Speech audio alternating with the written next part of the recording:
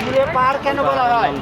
এই জন্য বলা হয় যে এখানে কোরআনুল কারীম অবতীর্ণ হয়েছে সর্বপ্রথম।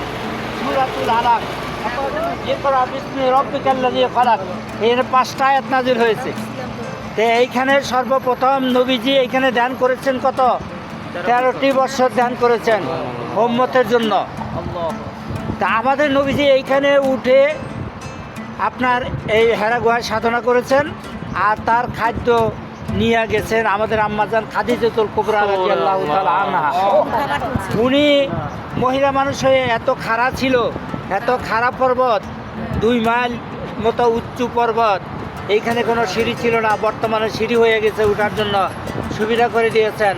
আমি হতবাগায় সেখানে গুহা পর্যন্ত গিয়েছিলাম এবং 2 রাকাত নামাজও সেখানে পড়েছি, আল্লাহ তৌফিক দিয়েছিলেন।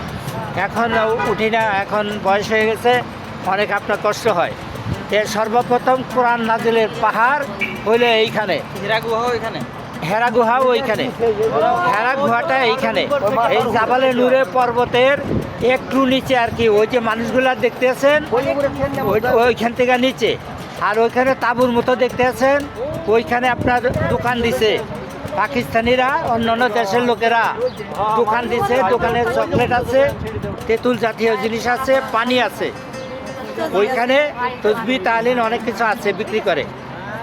তো এই পর্বতে আমরা একটু দোয়া করব, সকালে পড়ি আস্তাগফিরুল্লাহ পড়ি 3 বার, সূরাতুল ফাতিহা পড়ি 1 বার, সূরাতুল ইখলাস 3 বার, দরুদ শরীফ পড়ি আমরা 10 বার।